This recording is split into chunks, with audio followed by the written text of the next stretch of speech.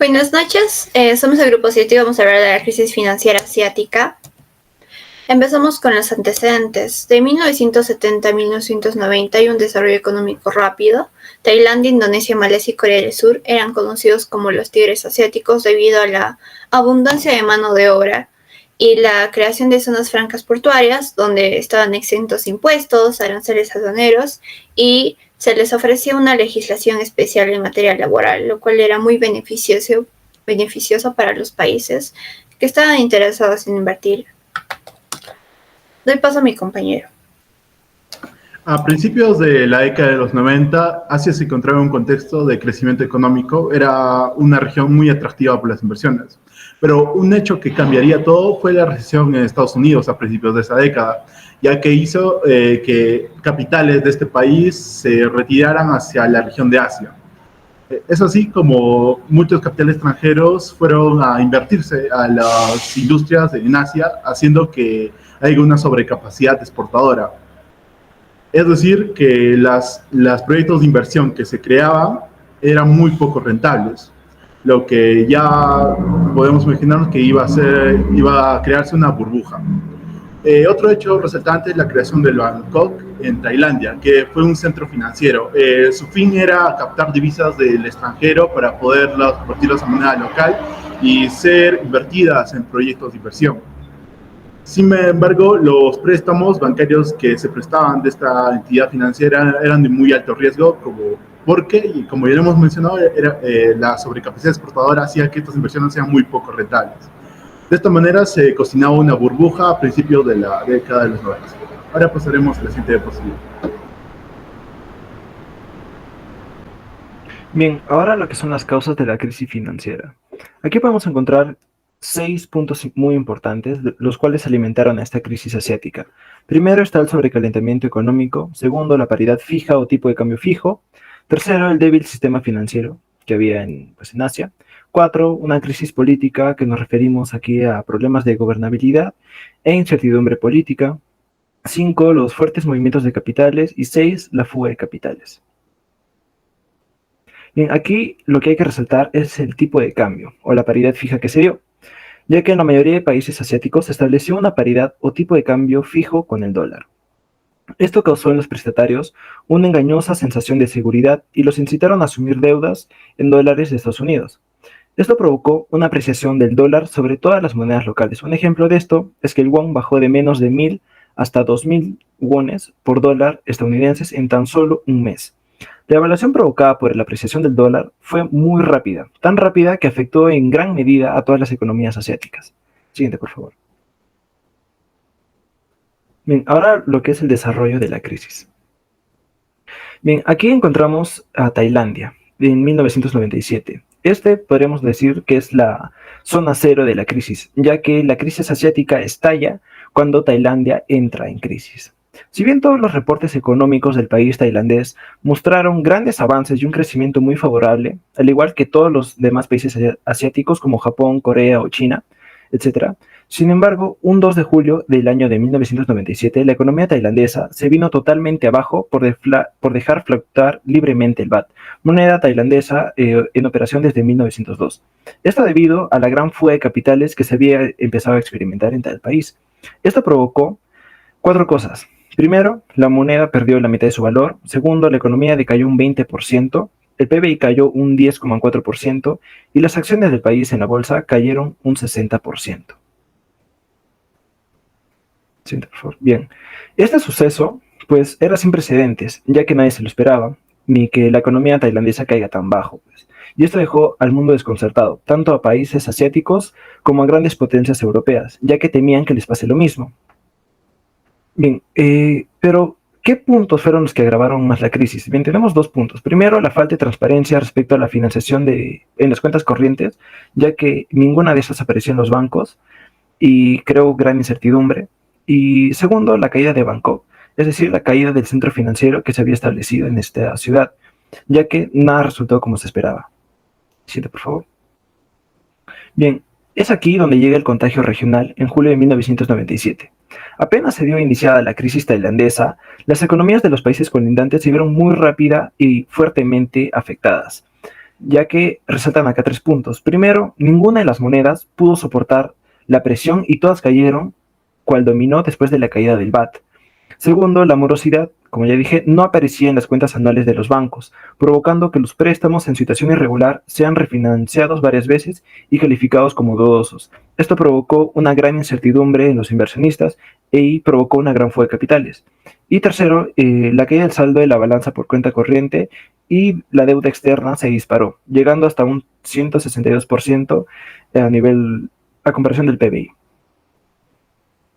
Doy pase a mi compañero. Ya cuando los países afectados por la crisis agotaron todas sus reservas, recurrieron ya a la intervención del Fondo Monetario Internacional. Este organismo les concedió unas grandes cantidades de préstamos. En su momento fueron las mayores que se hicieron en toda la historia.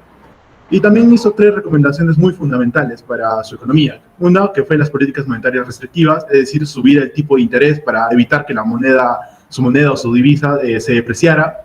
Una segunda recomendación importante fueron la aplicación de políticas fiscales pasivas, pero esto fue muy difícil de convencernos, ya que los países asiáticos habían tenido una regla fiscal muy rígida, que era no endeudarse o no gastar más de lo que tenían.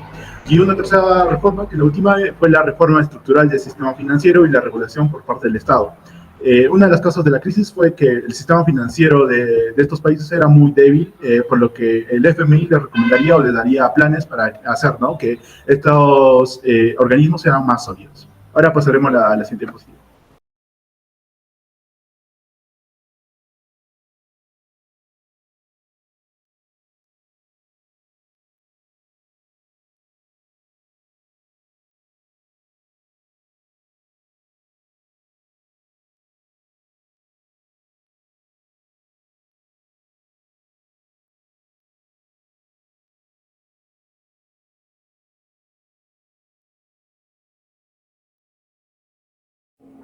La crisis de Indonesia, el primer punto es que fue una crisis irreal de una otra forma porque parecía estar lejos este país de una crisis. En junio de 1997, a diferencia de Tailandia, Corea del Sur, que se va a hablar, Indonesia tiene una baja inflación, un superávit y la balanza comercial de más de 900 millones y una reserva internacional considerable de 20.000 millones de dólares, con un sector financiero casi impecable.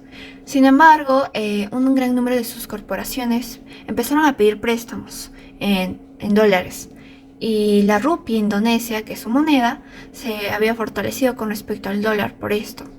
Las corporaciones tenían un nivel de deuda y costos financieros decrecientes, lo que hizo que su moneda se tuviera mayor valor.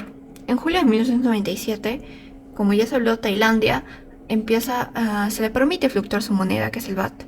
Y las autoridades de Indonesia lo que realizan es que amplían su banda de cambiar de 8 a 12%. Sin embargo, en agosto del mismo año, la rupia cae bruscamente por los ataques constantes severos que recibió y el régimen monetario de la fluctuación que tuvo fue rechazada y el FMI trata de rescatarlos con un bono de, digamos, un paquete de 23.000 millones de dólares. Sin embargo, la rupia se hunde aún más en miseria. Debido a ello hay disturbios sociales. Uno de los más conocidos es los disturbios que se dieron en Yakarta. Yakarta es la capital de Indonesia, uno de los lugares más poblados, con mayor desarrollo social, político. Y ocasionó esto. De acuerdo, continuando con la crisis de Corea del Sur, tendríamos que empezar por la depreciación de su moneda en un 30% de su valor, lo cual es una grave pérdida. Segundo, continuamos con la caída de la bolsa de valores de Corea en un 50%, correspondiente a la pérdida del valor de sus empresas, que vamos a ver más adelante cómo sucede y en qué desemboca. El endeudamiento externo de Corea a causa de una recomendación del Banco Mundial sobre invertir en los países asiáticos y la exigencia de los bancos a pagar las deudas generan una menor liquidez. Estallada la crisis, los bancos exigen la paga de las deudas, lo cual le quita los dólares a los bancos coreanos, lo cual les deja sin liquidez para, como quien dice, que siga funcionando su sistema. Y todo esto desemboca en el que el 21 de noviembre de 1997 en Seúl, Corea del Sur, el ministro de Finanzas reconoce que no tienen la capacidad y no tienen las herramientas necesarias para solucionar la crisis, por lo que deciden pedir ayuda al Fondo Monetario Internacional. Pasamos a la siguiente diapositiva.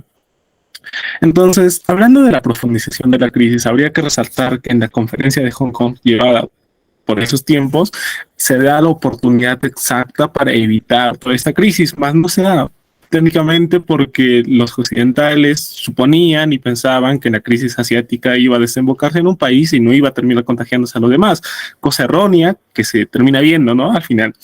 Entonces, ¿cuál es el fin de esta reunión? El fin de esta reunión es promover la desregularización. El segundo, mayor liberalización de los mercados.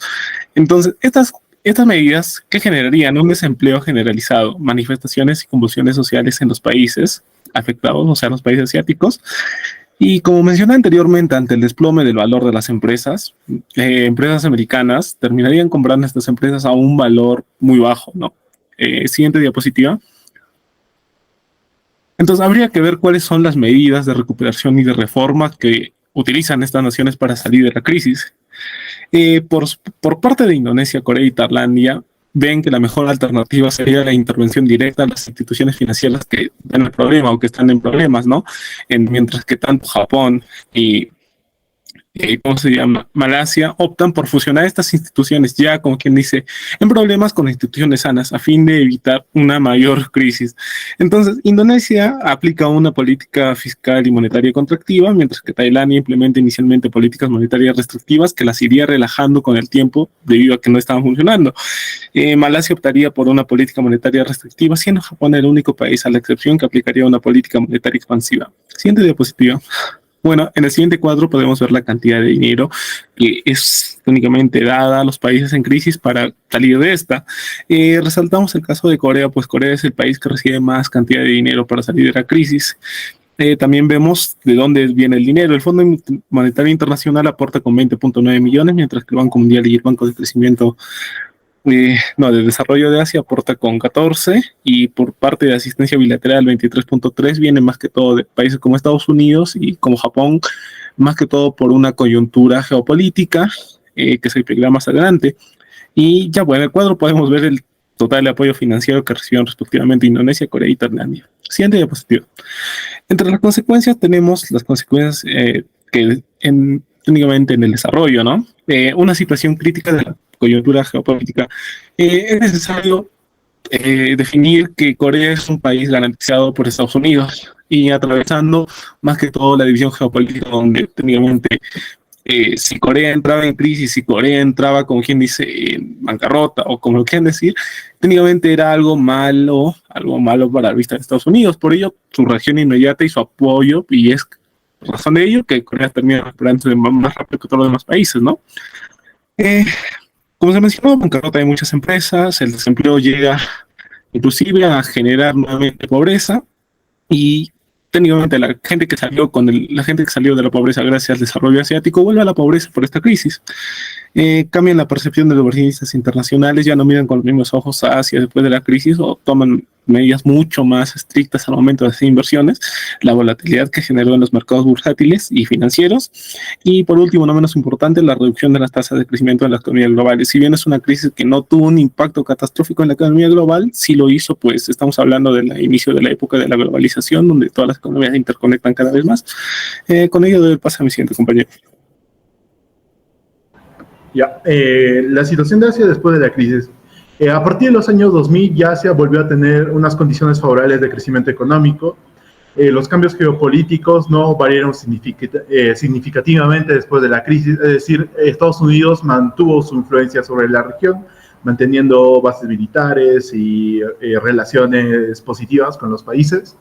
Y uno que sí cabe resaltar es que China ya tomó un rumbo a convertirse en la primera potencia económica del mundo y de esta manera convertirse en el motor de desarrollo de Asia y también de todo el mundo. En conclusión, podemos decir que aunque la crisis asiática haya azotado de la peor manera a esta región, pudo volver a recuperarse y volverse a convertir en una región muy próspera con grandes condiciones para la inversión. Con eso sería toda nuestra exposición. Muchas gracias, profesor. Buenas noches.